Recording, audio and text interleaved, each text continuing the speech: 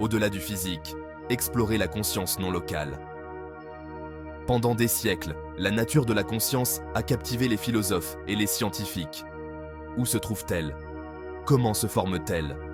Est-elle simplement le produit de notre cerveau physique ou pourrait-elle être quelque chose de plus vaste, quelque chose qui ne serait pas limité par notre corps physique? Le concept de conscience non locale propose une idée audacieuse, celle que la conscience n'est pas confinée à un endroit précis, comme le cerveau, mais qu'elle existe indépendamment et peut même opérer au-delà des contraintes de l'espace et du temps. Cette notion intrigante remet en question notre compréhension conventionnelle de la réalité et nous invite à explorer l'interconnexion profonde entre notre esprit et l'univers. Aperçu de l'au-delà, les expériences de mort imminente, EMI, et l'esprit sans limite. Les EMI offrent des témoignages anecdotiques convaincants en faveur de la conscience non locale. Les personnes qui ont frôlé la mort rapportent souvent des expériences remarquablement similaires, malgré des origines et des croyances différentes. Elles décrivent une sensation de sortie du corps, observant les événements d'un point de vue détaché, et rencontrant même des êtres chers décédés. Ces récits, souvent vifs et profondément marquants, suggèrent que la conscience pourrait perdurer, même lorsque le cerveau ne fonctionne plus normalement. Alors que certains attribuent ces expériences à des changements physiologiques dans le cerveau mourant, d'autres les interprètent comme des aperçus d'un royaume au-delà de notre perception ordinaire, suggérant la possibilité que la conscience existe indépendamment du corps physique. Le toucher guérisseur de l'esprit, l'effet placebo et le pouvoir de la croyance. L'effet placebo fournit un soutien supplémentaire à l'influence de l'esprit sur le monde physique. Ce phénomène bien documenté démontre que nos croyances et nos attentes peuvent avoir des effets tangibles sur notre santé et notre bien-être. Lorsque des individus croient recevoir un traitement puissant, même s'il ne s'agit que d'un placebo, ils expérimentent souvent de réels changements physiologiques. L'effet placebo souligne le lien indéniable entre l'esprit et le corps, suggérant que nos pensées et nos croyances peuvent influencer directement nos états physiques. Ce phénomène intrigant soulève des questions profondes sur la nature de la conscience et sa capacité à interagir avec, et même à modifier, le monde physique. Science et âme, explorer les preuves de la conscience non locale. Tandis que la communauté scientifique continue de se débattre avec les complexités de la conscience, certaines recherches suggèrent qu'elle pourrait effectivement s'étendre au-delà des limites du cerveau. Des études en physique quantique ont révélé des corrélations intrigantes entre des particules subatomiques, même lorsqu'elles sont séparées par de grandes distances. Ce phénomène, connu sous le nom d'intrication quantique, suggère qu'une interconnexion profonde existe aux niveaux les plus fondamentaux de la réalité. Certains scientifiques spéculent que des principes de non-localité similaires pourraient s'appliquer à la conscience, permettant une communication et une interaction qui transcendent les limites de l'espace et du temps. Au-delà du cerveau, la conscience est-elle une entité indépendante? Si la conscience n'est pas uniquement le produit du cerveau, alors qu'est-ce qu'elle est? Certaines théories proposent que la conscience est un aspect fondamental de l'univers, tout comme la gravité ou l'électromagnétisme. Dans cette optique, le cerveau agit comme un récepteur ou un émetteur de conscience, plutôt que comme son seul générateur.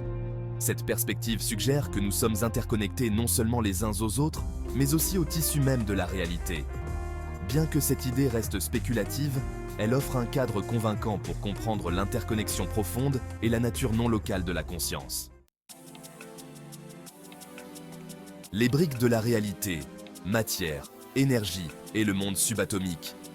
Pour mieux saisir le concept de conscience non locale, il est utile de comprendre la nature de la matière à son niveau le plus fondamental.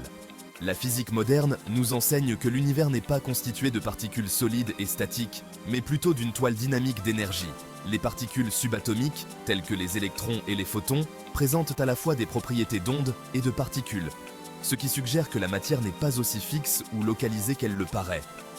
Cette nature fluide et énergétique de la réalité s'aligne sur l'idée que la conscience, elle aussi, peut opérer au-delà des contraintes de la physique classique, capable d'influencer et d'interagir avec le monde de manière que nous commençons à peine à comprendre.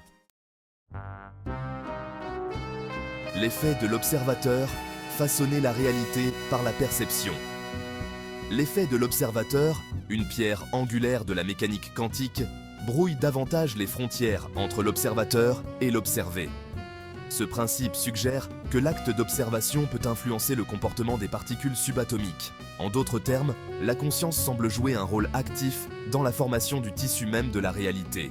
Bien que les implications de l'effet de l'observateur soient encore débattues, il soulève des questions profondes sur l'interconnexion entre l'esprit et la matière, suggérant que la conscience pourrait être un participant actif dans la création de la réalité que nous expérimentons. Le schéma subconscient. Comment nos croyances façonnent notre monde? Notre subconscient, qui opère largement sous la surface de notre conscience, joue un rôle crucial dans la formation de nos perceptions et de nos expériences. Dès notre plus jeune âge, nous absorbons les croyances et les attentes de notre environnement, formant ainsi un schéma subconscient qui influence la façon dont nous interagissons avec le monde. Ces croyances profondément ancrées peuvent agir comme des prophéties autoréalisatrices, influençant nos pensées, nos émotions et nos comportements d'une manière qui s'aligne sur notre programmation subconsciente. En prenant conscience et en transformant activement les croyances subconscientes limitantes, nous pouvons créer une réalité plus enrichissante et plus épanouissante. Maître de notre destin, embrasser notre pouvoir de créateur conscient. Le concept de conscience non locale nous invite à reconsidérer notre place dans la grande tapisserie de l'univers.